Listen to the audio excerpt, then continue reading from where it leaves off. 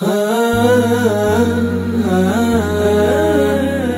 किराम, एक इंतहाई सनसनी खेज़ इंकशाफात जो हैं वो सामने आ रहे हैं। अमेरिका के फॉरेन पॉलिसी मैगज़ीन की एक रिपोर्ट सामने आई है कि इंडिया जो है अब खलीजी ममालिक के साथ अपने ताल्लुकात ज़्यादा उस्तवार कर रहा है और ईरान से पीछे हट रहा है। ईरान के साथ इंडिया के बहुत ज़्यादा ताल्लुकात अच्छे थे। अब इंडिया ये चाह रहा है कि ईरान से ताल्लुकात को ख़त्म करके सऊदी अरब और मुत्तहिदा अरब इमारात के साथ ताल्लुकात को मजबूत कर लिया जाए। और ये एक बात है, रिकॉर्ड का हिस्सा है कि इंडिया चीन की तरह दुनिया का दूसरा बड़ा जो है पेट्रोल इस्तेमाल करने वाला मुल्क है और ज़्यादातर पेट्रोल जो है इंडिया वो या तो मुत्तहिदा अरब इमारात से ख़रीदता है या फिर सऊदी अरब से ख़रीदता है और इसके साथ साथ वो ईरान से भी ख़रीदता रहा है। फिर जो एक और ख़बर सामने आई है उसके मुताबिक ये कहा जा रहा है कि 8 दौरे किए हैं मोदी सरकार ने 2014 के बाद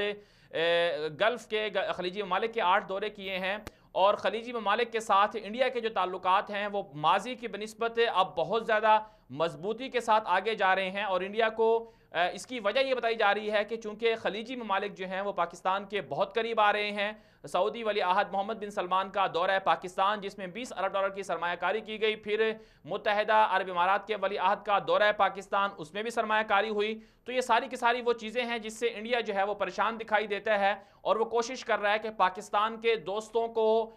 अपना दोस्त बनाया जाए या फिर पाकिस्तान के दोस्तों को पाकिस्तान से दूर किया जाए। और इस सूरत हाल में इंडिया कोशिश कर रहा है कि वो तिजारती जंग के एतबार से पाकिस्तान पर फोकियत ले जाए। यहाँ पर नाज़रीन किराम एक और ख़बर भी ये है, एक और जो हक़ाइक़ हैं, तफसीलात हैं वो ये हैं कि खलीजी ममालिक जिनमें 6 बड़े ममालिक शामिल हैं, सऊदी अरब, मुत्तहिदा अरब इमारात, बहरीन, कुवैत,